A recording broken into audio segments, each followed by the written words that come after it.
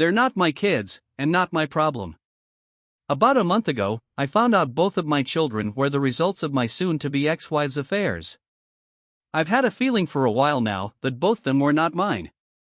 6 years ago when my son was born, I was the happiest I had been in my entire life. I had married my best friend, we had a child together, and everything seemed amazing. That was until he started getting older. After a few years, I started to have doubts that he was actually mine. He did not look like my child. The more he started to grow, the more I realized just how different he looked compared to what I would expect a child of mine to look like. I am not petty or paranoid enough to let that alone drive me. It was my whore of a wife that really set my alarms off. Whenever she went out, she never went where she said she did. She would have huge holes in her schedule she could never explain to me. She would refuse to allow me to interact with anyone from her workplace, and a close friend of hers accused her of flirting with her S/O at the time. It did not help that soon after our son was born, her lies started to catch up with her. Still though, I loved her like the fool I was. She told me up and down how much she loved me whenever one of her lies caught up with her. She had convinced me that despite the fact she was a lying and manipulative woman, that she wasn't a lying manipulative W. Last year, she got pregnant again, and I still held out a small bit of hope that it was mine. But when her daughter was born, it was obvious she was mixed race. I refused to sign the birth certificate, and the paternity test I demanded afterwards proved my suspicions right all along. Neither of them are mine. The day I got those test results were the day I filed for divorce from that whore and walked away from the family I had created.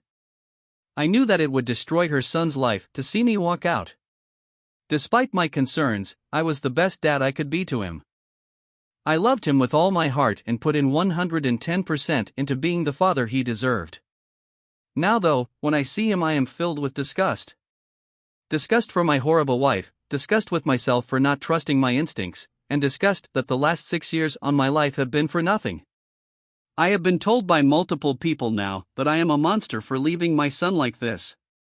My ex has tried on multiple occasions since I moved out to use him to guilt me into getting back with her.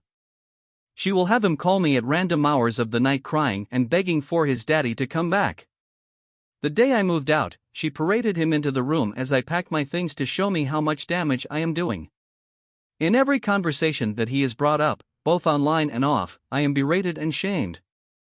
That despite the fact I am not the boy's biological father, I am his dad. What I have sadly now realized is that, to most, my own feelings mean nothing.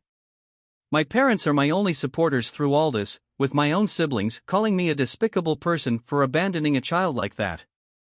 My feelings of betrayal and sadness mean nothing, because a child is involved.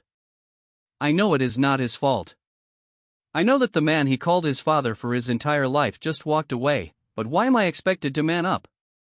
Why should I have to pretend everything is fine and I do not feel contempt for this entire situation? Why should I put my own life and feelings aside? I never was the boy's father, I loved him like one and honestly still do, but I would come to hate and contempt him if I had to play that role. Hate myself for not standing up and taking my own life back into my own hands. He is not my child, and even though it is not his fault, he is not my problem anymore. Edit, wow, this post certainly blew up. Guess airing my dirty laundry accomplished something. Anyway, I've seen a few common questions so I'll just answer them here. 1. Her son knows the truth of why I left.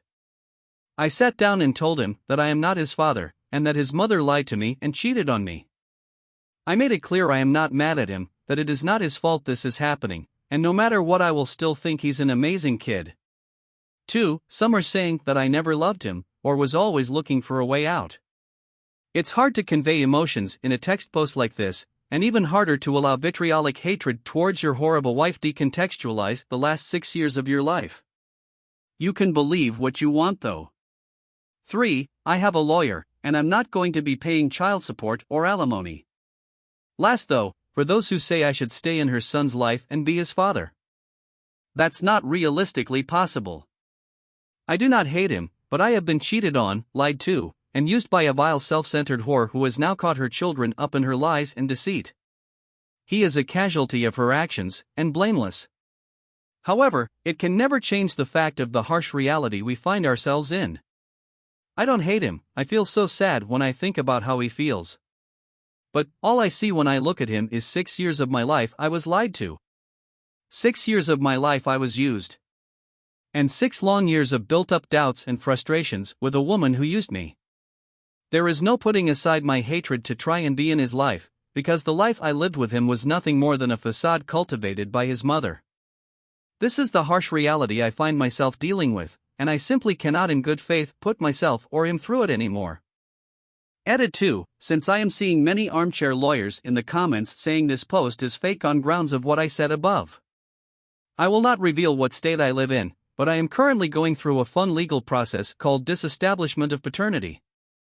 Won't shut up 90% of you who think Google makes you a lawyer, but at least I tried. Edit 3, this is going to be my last edit before I move on from this small little distraction I created for myself. First, I want to thank everyone for their kind words to me. In the comments, the DMs, and the chat. You have given me a bright day for the first time in a while. I wish I could reply to all of you, but I cannot thank you enough. Secondly, I have noticed many people criticizing the word I used very profusely to describe my soon-to-be ex. I want to just say, the place I am now is one of the darkest I have been in my life. I see nothing but white-hot rage for the woman who ruined my life. Is what I said inappropriate?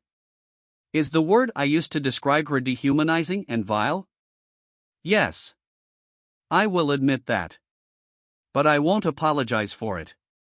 What I wrote here today was the truth of the world as it is for me right now.